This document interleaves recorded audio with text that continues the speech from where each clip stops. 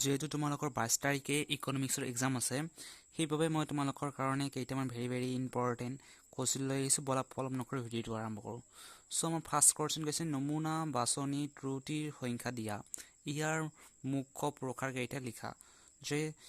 ইয়াৰ উত্তৰ কৈছে নমুনা অকল আৰু সমষ্টিটোৰ এটা বৈশিষ্ট্য প্ৰকৃত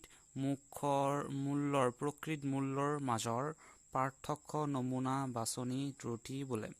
ইয়াৰ মুখ্য প্ৰকাৰ কেইটা হ'ল যে জনসংখ্যা নিৰ্দিষ্ট ত্ৰুটি নিৰ্বাচন ত্ৰুটি নমুনা ফ্ৰেম ত্ৰুটি তাৰপিছত সঁহাৰি বিহীনতাৰ ত্ৰুটি তাৰপিছত আমাৰ নেক্সট কোৱেশ্চন কৈছে চিত্ৰীয়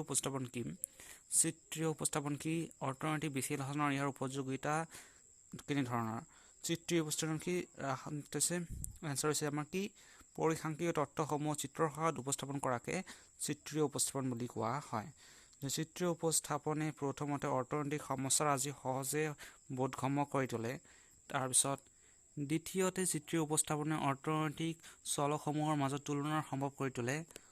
কৰি তোলে তাৰপিছত আছিল যে তৃতীয়তে অৰ্থনৈতিক বিশ্লেষণৰ কোনো সমস্যাৰাজি অন্তৰ্নিহিত কাৰণসমূহৰ চিত্ৰ উপস্থাপনৰ সহায়ত সহজে দেখুৱাব পাৰে চতুৰ্থতে জটিল তথ্যৰাজি সহজ আৰু আকৰ্ষণীয় ৰূপত দাঙি ধৰে তাৰপিছত আমাৰ নেক্সট কোৱেশ্চন হৈছে তলৰ তালিকাখনৰ পৰা স্তম্ভ লেখ আৰু বহুভুজ অংকন কৰা সো ইয়াত 4 নম্বৰ আছে ইয়াত আছে প্ৰাপ্ত নম্বৰ আৰু ছাত্ৰ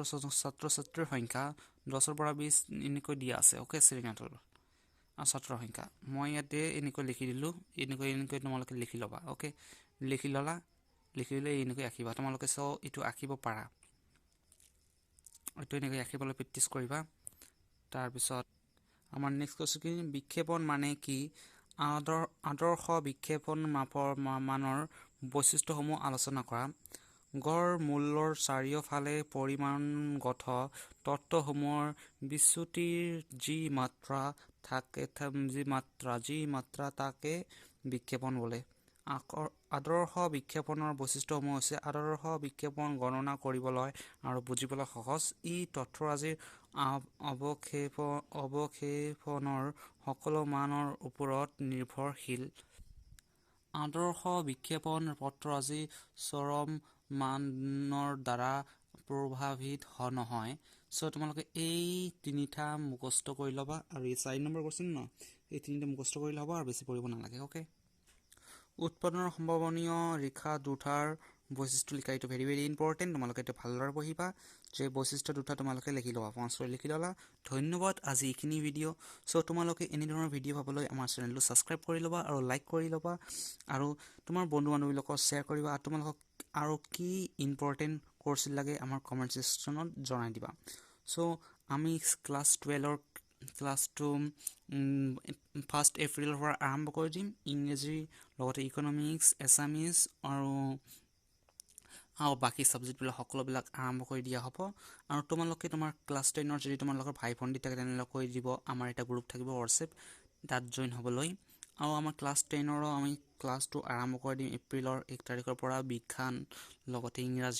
বিজ্ঞান আৰু ইংৰাজী আৰু মেথছটো আৰম্ভ কৰি দিম এপ্ৰিল মাহৰ ভিতৰতে বৰ্তমান যেহেতু মই ক্লাছ 11ৰ ওপৰত বহুত গুৰুত্ব দি আছোঁ সেইকাৰণে তাত ভিডিঅ' বনাবলৈ ব্যস্ত হৈ আছোঁ ন সেইকাৰণে ক্লাছ 10ত আৰম্ভ কৰি দিয়া নাই মই কেইদিন পিছত আৰম্ভ কৰি দিম ওকে তোমালোকে নিজৰ ভাই ভণ্টিক কৈ ল'বা এই চেনেলটোৰ লগত জড়িত হৈ থাকিবলৈ আৰু ইয়াৰ পৰা যিবিলাক কোৱেশ্চন দিয়া হ'ব সকলোবিলাক ভেৰি ইম্পৰ্টেণ্ট হ'ব আৰু ফুল মাধ্যমেৰে দিয়া হ'ব সো এইটো যিহেতু আমাৰ ইয়াৰ আগৰ চেনেলটো কপিৰাইট ক্লেইমৰ কাৰণে উৰি গৈছে সেইকাৰণে ইউটিউবে ডিলিট কৰি দিছে সেইকাৰণে আমি নতুন চেনেল বনাই লৈছোঁ তোমালোকে এই চেনেলটো ছাবস্ক্ৰাইব কৰি ল'বা ওকে সকলোৱে ধন্যবাদ আজি এইখিনিয়ে